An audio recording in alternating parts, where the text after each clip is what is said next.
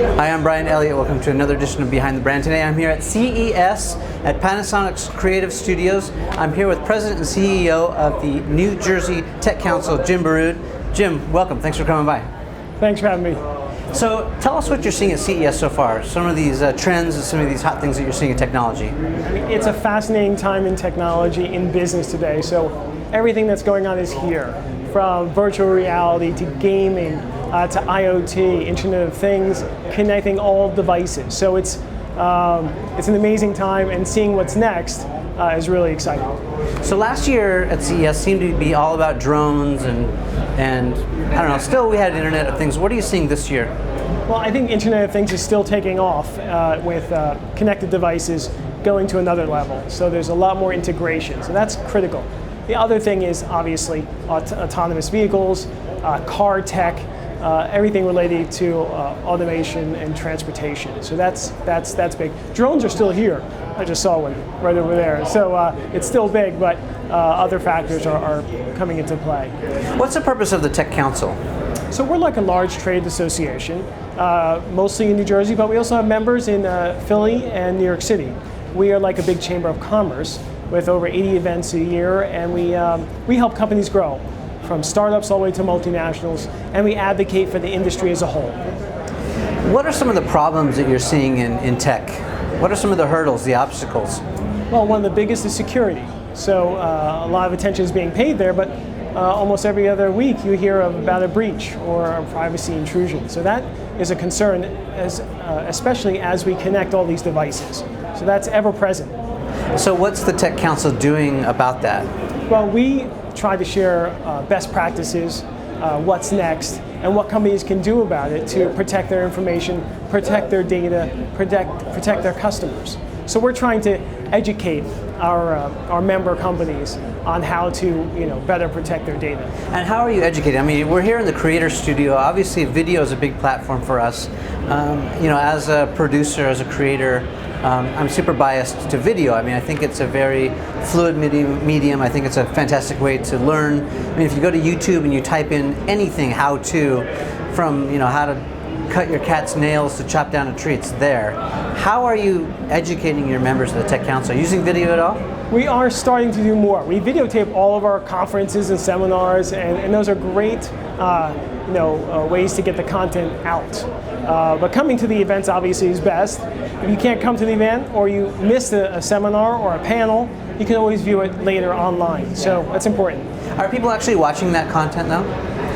If it's short enough and impactful enough, they are. But that's the challenge. So do you think that's the criteria, is brevity, or is it, I mean, how do you find that balance between that, I don't have enough time, but it's super important, I need to pay attention to it? Right. Well, it is the challenge of our day, frankly, is getting people to consume information and being educated about it, and people don't have the patience to watch long videos. And they may listen to a podcast, so maybe it's a combination of longer form and shorter form. Yeah. If they, see the need, they'll watch it. Yeah, I think podcasts are blowing up. Obviously, they're white hot right now. We'll see if they have the staying power.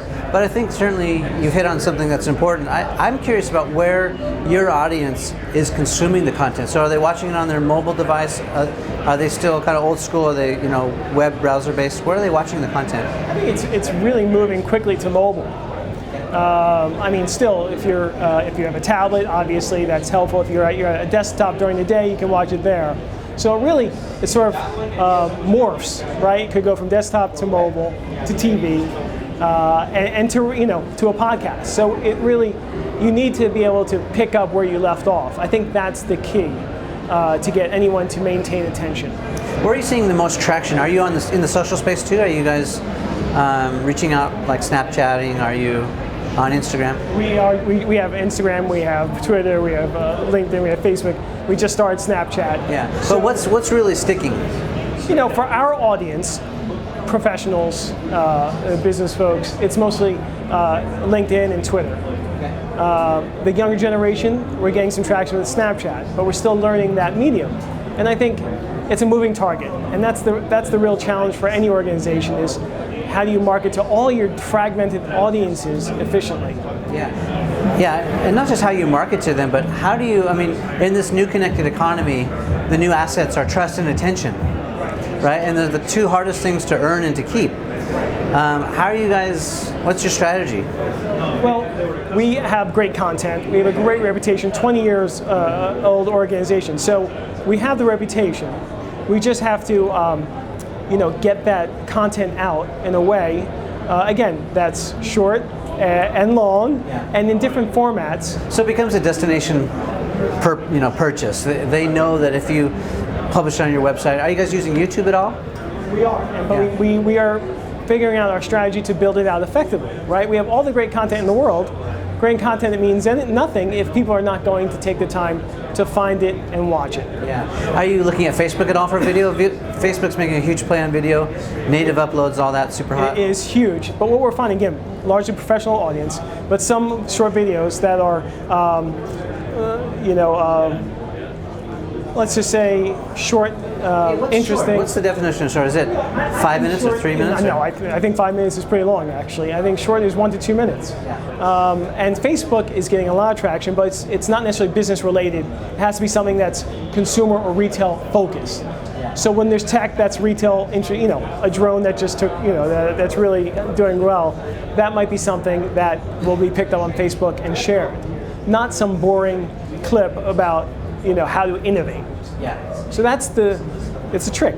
I mean, but on the other hand, dark posts on Facebook are a great way to reach other audiences, focused on your audience. Yeah, so you are thinking about growing your community through other channels that maybe you're not currently getting in a lot of engagement. Right. Yeah. And I think that holds true for every organization. If any organization says they have full engagement on all their platforms, they're probably not being truthful. It is a huge challenge. Even if you have a huge budget, you have to do it in a way that is thoughtful and short and thought-provoking. Yeah, definitely. You have to start with the end in mind. If you're thinking about what the consumer or the people who are watching your audience want, it's a good place to start. I guess my final question is, give us some parting advice. If I'm a startup, here we are in this little garage. If I'm starting a new business, technology company, what advice would you give new startups? Now, I would say talk to customers, talk to other entrepreneurs, talk to funders to get all the information you can, and continually get advice as you grow your startup, because the market is changing all the time, and the more in tune you are with your customers and your funders, the more successful you'll be. All right. We've been spending a little time with President and CEO of the New Jersey Tech Council, Jim Barrod. Jim, thanks for stopping by. Thanks.